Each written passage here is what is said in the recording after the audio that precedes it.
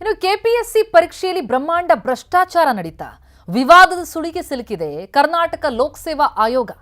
Gazetted probationer ಹುದ್ದೆಯಲ್ಲಿ ಗೋಲ್ಮಾಲ್ ಆಗಿದೆಯಾ? ಒಂದೇ ಕೊಠಡಿಯಲ್ಲಿ ಮುಖ್ಯ ಪರೀಕ್ಷೆಯನ್ನು ಬರೆದಂತಹ 15 ಮಂದಿ ಆಯ್ಕೆಯಾಗಿರೋದು ಈಗ ಅನುಮಾನಗಳನ್ನು ಮೂಡಿಸ್ತಾ ಇದೆ. ಒಂದೇ ಕುಟುಂಬದ ಹಲವರು ಆಯ್ಕೆಯಾಗಿದ್ದಾರೆ ಎನ್ನುವಂತಹ ಆರೋಪ ಕೂಡ ಕೇಳಿ ಬರ್ತಾ ಇದೆ. ಕೆಪಿಎಸ್ಸಿ ವಿರುದ್ಧ ಪರೀಕ್ಷೆ ಬರೆದಂತಹ ಹಲವು ಅಭ್ಯರ್ಥಿಗಳು ಮಾಡ್ತಾ ಇರುವಂತಹ ಆರೋಪ ಇದು. ಕೆಪಿಎಸ್ಸಿ ಫಲಿತಾಂಶದ ವಿರುದ್ಧ ಅಸಮಾಧಾನವನ್ನು ಅಭ್ಯರ್ಥಿಗಳು ವ್ಯಕ್ತಪಡಿಸ್ತಾ ಇದ್ದಾರೆ. ನಿನ್ನೆ ಪ್ರಕಟ ಆಯಿತು ಗ್ರೂಪ್ ಎ ಮತ್ತು ಬಿ ಹುದ್ದೆಯ ಫಲಿತಾಂಶ. ಮುಖ್ಯ ಪರೀಕ್ಷೆ ಬರೆದು ಸಂದರ್ಶನಕ್ಕೆ ಆಯ್ಕೆಯಾದವರ ವಿರುದ್ಧ ಈಗ ಆರೋಪವನ್ನ ಮಾಡಲಾಗ್ತಾ ಇರುವಂತದ್ದು ಅಭ್ಯರ್ಥಿಗಳ ಭವಿಷ್ಯದ ಜೊತೆ. ಹಾಗಿದ್ರೆ ಕೆಪಿಎಸ್ಸಿ ಚೆಲ್ಲಾಟ ಆಡ್ತಾ ಇದೆಯಾ? ಏನ್ ಆರೋಪ? ಪ್ರಭಾವಿಗಳ ಮಕ್ಕಳಿಗೆ ಹುದ್ದೆ ಕೊಡಿಸೋದಕ್ಕೆ ಕುತಂತ್ರ ನಡೆಸಲಾಗಿದೆ ಅನ್ನೋದು ಕೇಳಿ ಬರ್ತಾ ಇರುವಂತಹ ಆರೋಪ. ಯಾಕೆ ಅಂತಂದ್ರೆ ಒಂದೇ ಪರೀಕ್ಷಾ ಕೇಂದ್ರದಿಂದ 15 ಮಂದಿ ಆಯ್ಕೆಯಾಗ್ತಾರೆ. ಸೀರಿಯಲ್ ನಂಬರ್ ಸಾಲಾಗಿ ಸೆಲೆಕ್ಟ್ ಆಯಿತು ಹೇಗೆ? ಈ ಅನುಮಾನ ಉಳಿದ ಅಭ್ಯರ್ಥಿಗಳಿಗೆ ಮೂಡ್ತಾ ಇರೋದು.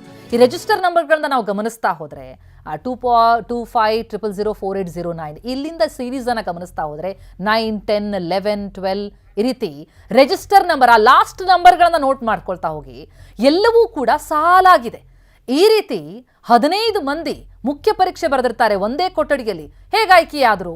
ಇಲ್ಲೇನೋ ಗೋಲ್ಮಾಲ್ ಆಗಿದೆ ಅನ್ನೋದು ಈಗ ಕೇಳಿ ಬರ್ತಾ ಇರುವಂತಹ ಆರೋಪ. ಈ ರೀತಿಯಲ್ಲಿ ನಾವು ಈ ಸೀರಿಯಲ್ ನಂಬರ್ಗಳನ್ನ ಗಮನಿಸ್ತಾ ಹೋದ್ರೆ ಕೆಪಿಎಸ್ಸಿ ಪರೀಕ್ಷೆಯನ್ನ ಮೇನ್ಸ್ ಪರೀಕ್ಷೆಯನ್ನ ಒಂದೇ ಕೊಠಡಿಯಲ್ಲಿ ಬರೆದಂತಹ ಅಭ್ಯರ್ಥಿಗಳಿವರು ಆಯ್ಕೆಯಾದಂಥವರು ಒಂದೇ ಕೊಠಡಿಯಲ್ಲಿ ಆಯ್ಕೆಯಾಗಿದೆ. ಒಂದೇ ಕುಟುಂಬದ 2-3 ಆಯ್ಕೆಯಾಗಿದ್ದಾರೆ ಅನ್ನುವಂತಹ ಆರೋಪ ಕೂಡ ಇದೆ. ಇದು ಈಗ ಆರೋಪಕ್ಕೆ ಕಾರಣ ಆಗ್ತಾ ಇದೆ. ಹೀಗಾಗಿ ಚರ್ಚೆ ಗ್ರಾಸ್ ಆಗಿದೆ ಕೆಪಿಎಸ್ಸಿಯ ಕೆಎಸ್ ಫಲಿತಾಂಶ. ಕೆಪಿಎಸ್ಸಿ ವಿರುದ್ಧ ಸಿಬಿಐ ತನಿಖೆ ಆಗಬೇಕು ಅನ್ನೋದು ಉಳಿದ ಅಭ್ಯರ್ಥಿಗಳ ಒತ್ತಾಯ. ಇದು ನಾವು ಪ್ರಾಮಾಣಿಕವಾಗಿ ಓದಿದ್ದೀವಿ, ಆ ಪ್ರಾಮಾಣಿಕವಾಗಿ ಓದ್ದವರಿಗೆ ಕೆಲಸ ಸಿಗಬೇಕು, ಕಮಿಟಿ ಮಾಡಿ ತನಿಖೆ ಮಾಡಿ ಅಂತ ಹೇಳಿ ಉಳಿದ ಅಭ್ಯರ್ಥಿಗಳು ಆಗ್ರಹಿಸ್ತಾ ಇದ್ದಾರೆ. ಗ್ರೂಪ್ ಎ ಮತ್ತು ಬಿ ವೃಂದದ 384 ಹುದ್ದೆಗಳಿಗೆ ಅರ್ಜಿ ಹಾಕಲಾಗಿತ್ತು. 2024 ಫೆಬ್ರವರಿ 26ರಂದು ಕೆಎಸ್ ಪರೀಕ್ಷೆಗೆ ಸೂಚನೆ ಹೊರಡಿಸಲಾಗುತ್ತೆ. ನಂತರ ಆಗಸ್ಟ್ 27ಕ್ಕೆ ಪೂರ್ವಭಾವಿ ಪರೀಕ್ಷೆ ನಡೆಯುತ್ತೆ. ಡಿಸೆಂಬರ್ 29ಕ್ಕೆ ಮರು ಪೂರ್ವಭಾವಿ ಪರೀಕ್ಷೆ ಆಗುತ್ತೆ. ನಂತರ ಮೇನ್ಸ್ ಪರೀಕ್ಷೆ ಆಗೋದು ಮೇನಲ್ಲಿ. ಹೀಗೆ ಆ ಮೇನ್ಸ್ ಪರೀಕ್ಷೆ ಏನಾಯಿತು, ಅಲ್ಲಿ 2026 ಮಾರ್ಚ್ 2ಕ್ಕೆ ನಡೆದಂತಹ ಮುಖ್ಯ ಪರೀಕ್ಷೆಯ ಫಲಿತಾಂಶ ಏನು ಹೊರಬಿತ್ತು, ಅಲ್ಲಿ ಒಂದೇ ಪರೀಕ್ಷಾ ಕೇಂದ್ರದಿಂದ 15 ಮಂದಿ ಸೀರಿಯಲ್ಗಳಲ್ಲಿ ಆಯ್ಕೆಯಾಗಿರೋದು ಈಗ ಆರೋಪ ಕೇಳಿ ಬರ್ತಾ ಇರೋದು. ಹಾಗಿದ್ರೆ ಅಕ್ರಮದ ಕುರಿತಂತೆ ಅಭ್ಯರ್ಥಿಯೊಬ್ಬರು ಮಾತನಾಡಿದ್ದಾರೆ. ಏನ್ ಹೇಳಿದ್ದಾರೆ ಕೇಳೋಣ. ಸಾಕಷ್ಟು ಕರಪ್ಷನ್ ಆಗಿದೆ ಕೆಪಿಎಸ್ಸಿಲಿ, ಸ್ವಲ್ಪ ಅಲ್ಲ ಸಾಕಷ್ಟು ಕರಪ್ಷನ್ ಆಗಿದೆ. ಇದನ್ನ ಯಾವುದೇ ಕಾರಣಕ್ಕೂ ತನಿಖೆ ಮಾಡ್ದಿರಾ ಇದು ರಿಸಲ್ಟ್ಸ್ ಬಿಡಬಾರ್ದು. ಮತ್ತೆ ಇನ್ನು ಕೋರ್ಟಲ್ಲಿ ಸಾಕಷ್ಟು ಕೇಸಸ್ ಇದ್ರೂ ಕೂಡ ಇವರು ಅರ್ಜೆನ್ಸಿ ಕ್ರಿಯೇಟ್ ಮಾಡ್ಕೊಂಡು ಇವರು ಈ ಒಂದು ಕೆಎಸ್ ಎಕ್ಸಾಮ್ಸ್ ಏನ್ ನೋಟಿಫಿಕೇಶನ್ ಮುಗಿಸ್ಬೇಕಂತ ನೋಡ್ತಿದ್ದಾರೆ. ಇದನ್ನ ಪ್ರಾಮಾಣಿಕವಾಗಿ ಯಾರು ಓದ್ತಾ ಇದ್ದಾರೆ ಅಂತವರಿಗೆ ಕೆಲಸ ಸಿಗ್ಬೇಕು. ಈ ಒಂದು ಏನ್ ಭ್ರಷ್ಟಾಚಾರ ಆಗಿದೆ ಇದನ್ನ ಸಂಪೂರ್ಣ ತನಿಖೆ ಆಗ್ಬೇಕು.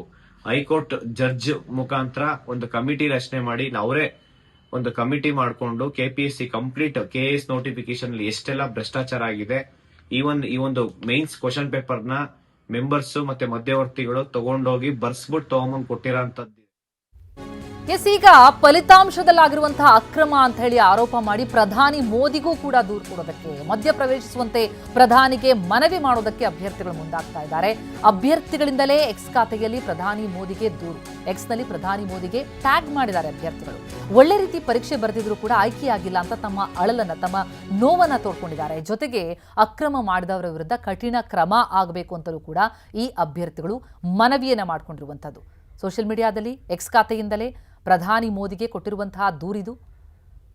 ಡಕಾಯಿತರು, ದರೋಡೆಕೋರರು ಇವರುಗಳೆಲ್ಲರೂ ಗುಂಪು ಈ ರೀತಿ ಆಯ್ಕೆಯಾಗ್ತಿದ್ದಾರೆ ಅಂತಂದ್ರೆ ಹೇಗೆ? ಈ ಬಗ್ಗೆ ಈ ರೀತಿ ಆರೋಪ ಕುರಿತಂತೆ ಮಾತನಾಡಿದ್ದಾರೆ ನಾಯಕರುಗಳು. ಬಿಜೆಪಿ ನಾಯಕರು ಏನ್ ಹೇಳಿದ್ದಾರೆ? ಬಿಜೆಪಿ ರಾಜ್ಯಾಧ್ಯಕ್ಷ ವಿಜೇಂದ್ರ ಮಾತನಾಡಿದ್ದಾರೆ, ಜೊತೆಗೆ ಗೃಹ ಸಚಿವರು ಮಾತನಾಡಿದ್ದಾರೆ. ಏನ್ ಹೇಳಿದ್ದಾರೆ ನಾಯಕರು ಕೇಳೋಣ ಬನ್ನಿ.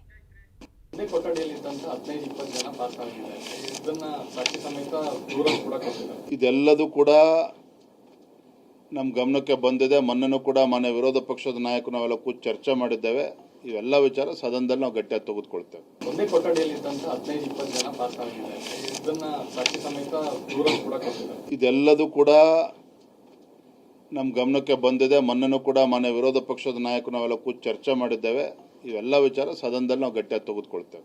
ಅದರ ಬಗ್ಗೆ ಈಗ ಕೆಪಿಎಸ್ಸಿ ರಿಕ್ರೂಟ್ಮೆಂಟಿನ ಬಗ್ಗೆ ಬಹಳ ವರ್ಷಗಳಿಂದ ಕಂಪ್ಲೇಂಟ್ಸ್ಗಳು ಬರ್ತಾನೆ ಇದೆ.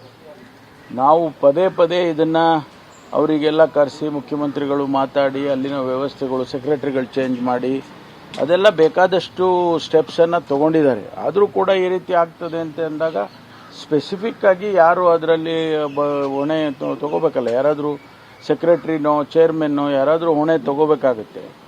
ಅದರಿಂದ ಅದನ್ನು ಸರಿಪಡಿಸೋದು ಆದಷ್ಟು ಶೀಘ್ರವಾಗಿ ಉತ್ತಮ ಅಂತ ಅನಿಸುತ್ತೆ. ಯಾಕೆಂದರೆ ನಾವೀಗ 56,000 ಜನ ರೆಕ್ರೂಟ್ಮೆಂಟ್ ಮಾಡೋದಕ್ಕೆ ಹೊರಟಿದ್ದೇವೆ.